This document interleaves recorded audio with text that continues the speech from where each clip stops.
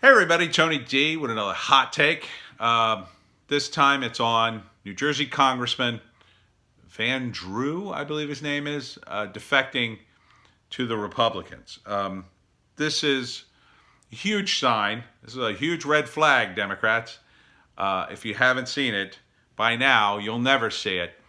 You have impeachment is actually doing so much damage to your party. You have a New Jersey congressman leaving it in order to avoid voting for impeachment and to save his political career. He sees the writing on the wall, and the writing is you're going to have a shellacking the next election. That's going to make what just happened in the UK look like nothing if you keep this up. Now you still have a year. You still have a year. What needs to happen in that year for the Democrats is they need to back off of impeachment, which I suspect they don't have the votes for. I suspect they don't have the votes. They're going to do the math. They're going to realize they don't have the votes or it's too close, and they're going to say, well, let's censure him. Then they'll censure him, and then they'll try to move on. That would be the best strategy for the Democrats. And then going into 2020, you could go into the election talking about policy rather than how you spent the entire term of Donald Trump trying to impeach him and get rid of him and overturn the 2016 election. I don't think that's going to happen.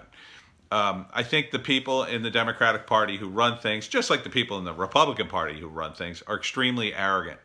They're power hungry, and they don't like it when they lose. So they get mad, and they tend to double down on things. And that may work in the short term for, arguing with people and arguing within your own party. It doesn't work for a general election in which you have to capture the imagination of the electorate, especially an electorate who have gotten used to Trump. Many of them like Trump. They like what's happening in the economy, and they don't see anything from the Democrats other than, hey, aren't you upset that these marginalized groups don't get more rights or something? I mean, nothing's more telling than the Democrats in one of their debates raising their hand to proclaim that they're going to give free health care to illegal immigrants who come to this country. No one wants that. Yeah, no one wants somebody who's bleeding to death to die either. No one's saying that, but when you raise your hand and say you're going to give health care to illegal immigrants or people who just got to this country for free, it is like you're saying, well, I'm more worried about other people from other countries than my own people. The United States doesn't have universal health coverage. And yes, many of you have sent me your comments about your arguments about how wonderful it would be. But it won't be, because it'll be just like Canada, just like the UK. There'll be lines, there'll be shortages. It won't happen overnight. It would take a long time before those complaints would start to get bigger and bigger, but they would. You'd essentially be centralizing our medical care in the U.S. government, which already has too much on its plate and can't manage anyway. The United States is supposed to manage so much on top of managing most of the world.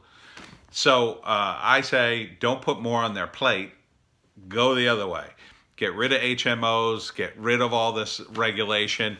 Allow insurance companies to cross state lines. Create a system of competition where hospitals and hospital-like entities can compete for your medical dollars. That way, you have all these places springing up, these urgent cares and, places that will do sort of the basics.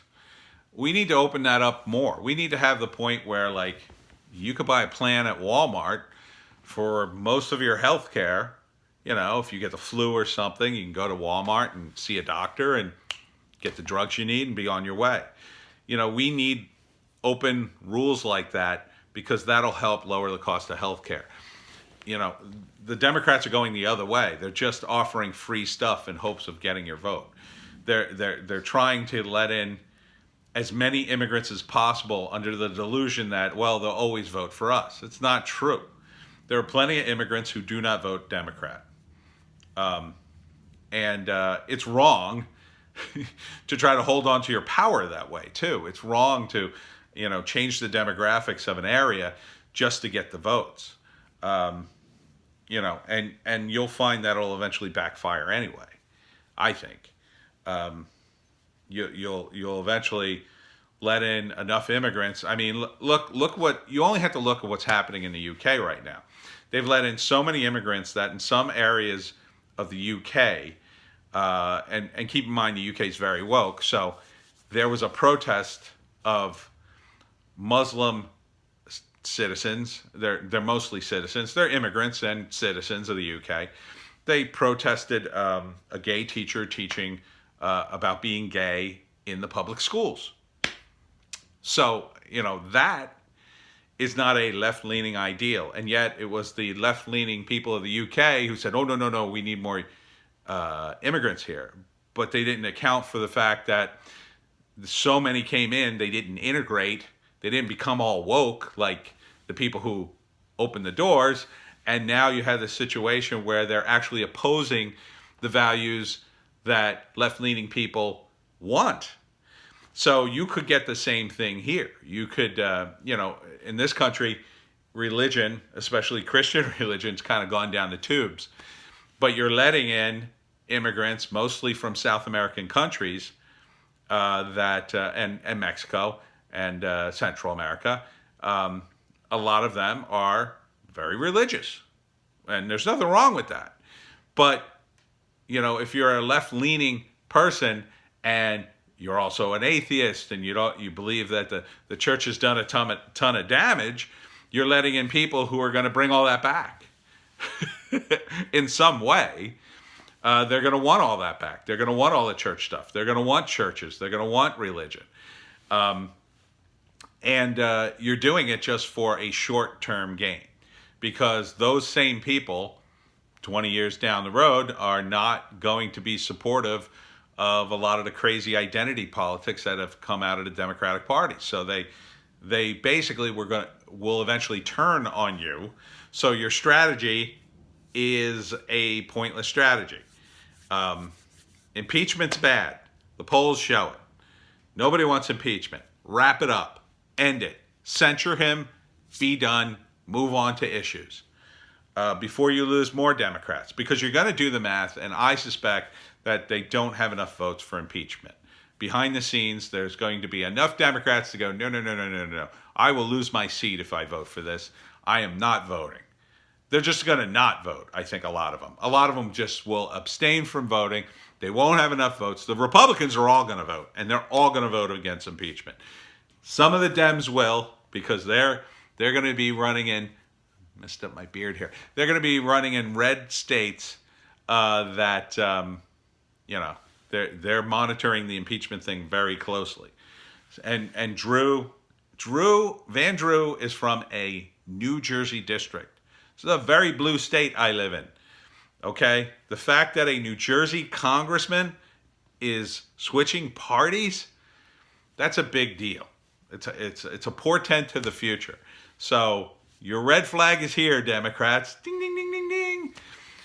Stop destroying yourself. I don't want to see the Democratic Party become a marginal party. I don't want to see it become 10% of the electorate, because then the Republicans will run roughshod and ban porn and do all kinds of crazy social stuff that I don't want to see done.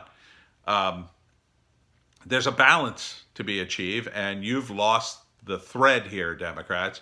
You have to come to terms with that. But unfortunately, when you talk to people with Trump derangement syndrome, they cannot talk about this stuff. They cannot talk about Trump sensibly. They're completely irrational.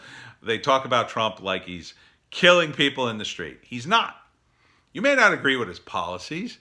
You may not agree with this his Muslim ban and so-called Muslim ban, I should say, his border policy and all these things. He's not killing people. Okay, he's not a Nazi.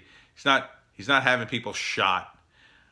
He is trying to govern with his policies.